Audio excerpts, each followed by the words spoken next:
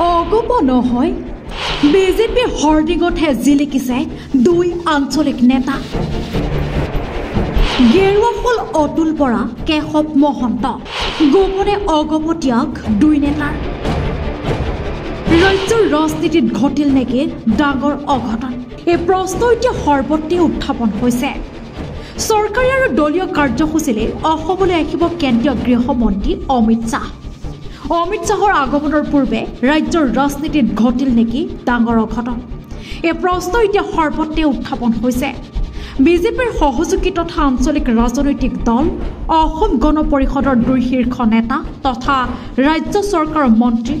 অতুল বৰা আৰু কেশৱ মহন্তই যোগদান কৰিলে নেকি বিজেপিত আনুষ্ঠানিকভাৱে অগপৰ সভাপতি কাৰ্যকৰী সভাপতিয়ে পিন্ধিলে নেকি গেৰুৱা বসন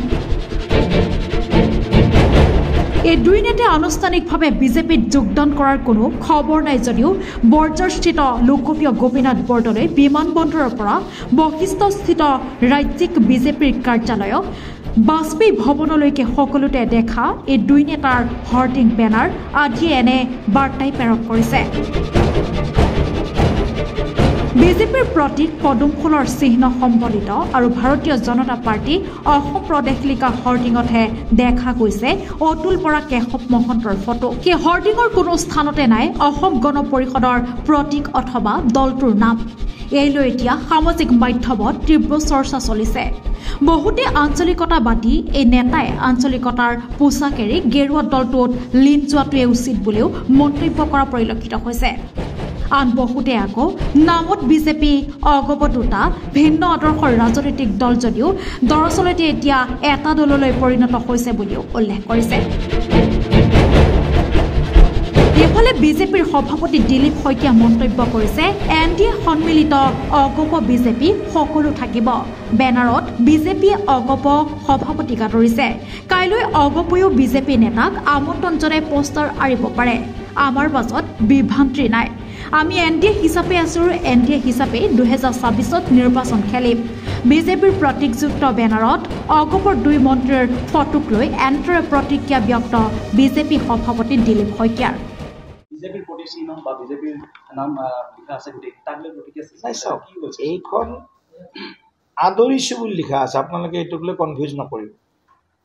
বিজেপিয়ে অগপৰ সভাপতিক আদৰিছে পদুম ফুলৰ প্ৰতীক আছে আৰু এইখন এনডিএ কনফাৰেন্স ইয়াত অগপও লগাব পাৰে অগপই যদি কালি মাননীয় নৰেন্দ্ৰ মোদী ডাঙৰীয়াক স্বাগতম জনায় গৃহমন্ত্ৰী ডাঙৰীয়াক স্বাগতম জনায় তেওঁলোকৰ পতাকাখন দিয়ে তাতে তাৰ মানে তেওঁ এজিপিৰ হৈ নাযায় তাৰ মানে তেওঁ বিজেপিৰ হৈ নাযায়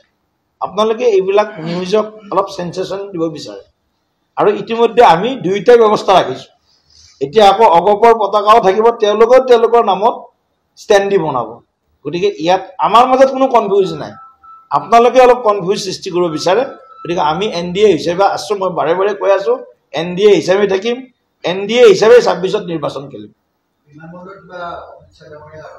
বিজেপিৰ প্ৰতিচিহ্ন বা বিজেপিৰ নাম লিখা আছে গোটেই তাকলৈ প্ৰতিক্ৰিয়া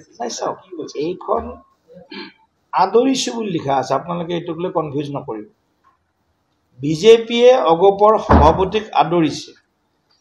পদুম ফুলৰ প্ৰতীক আছে আৰু এইখন এনডিএ কনফাৰেন্স ইয়াত অগপও লগাব পাৰে অগপই যদি কালি মাননীয় নৰেন্দ্ৰ মোদী ডাঙৰীয়াক স্বাগতম জনায় গৃহমন্ত্ৰী ডাঙৰীয়াক স্বাগতম জনায় তেওঁলোকৰ পতাকাখন দিয়ে তাতে তাৰ মানে তেওঁ এজিপিৰ হৈ নাযায় তাৰ মানে তেওঁ বিজেপিৰ হৈ নাযায় আপোনালোকে এইবিলাক নিউজক অলপ সেন্সেশন দিব বিচাৰে আৰু ইতিমধ্যে আমি দুইটা ব্যৱস্থা ৰাখিছো এতিয়া আকৌ অগপৰ পতাকাও থাকিব তেওঁলোকৰ নামত ষ্টেণ্ডি বনাব গতিকে ইয়াত আমাৰ মাজত কোনো কনফিউজ নাই আপোনালোকে অলপ কনফিউজ সৃষ্টি কৰিব বিচাৰে গতিকে আমি এনডিএ হিচাপে আছো মই বাৰে বাৰে কৈ আছো এনডিএ হিচাপে থাকিম এনডিএ হিচাপে 26ত নিৰ্বাচন খেলিম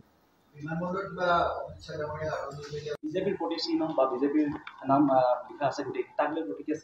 কি হৈছে এইখন আদৰিছো বুলি লিখা আছে আপোনালোকে এইটোক লৈ কনফিউজ নকৰিব বিজেপিয়ে অগপৰ সভাপতিক আদৰিছে পদুম ফুলৰ প্ৰতীক আছে আৰু এইখন এনডিএ কনফাৰেন্স ইয়াত অগপও লগাব পাৰে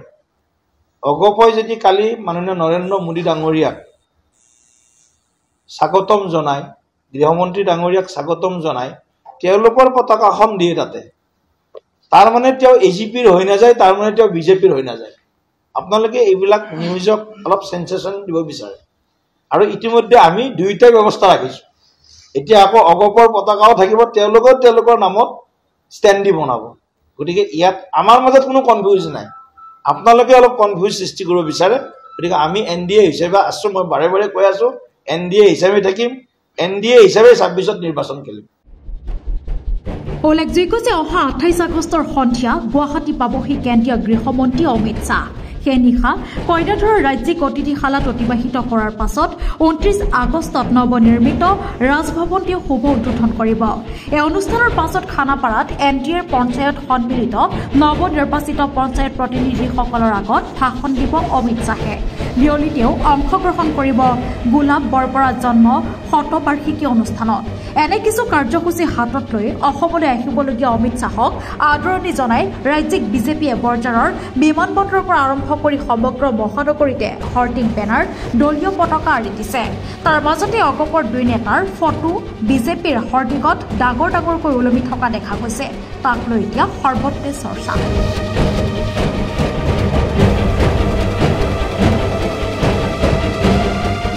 নিউজ ডেস্ক ৰিপোৰ্ট সংবাদ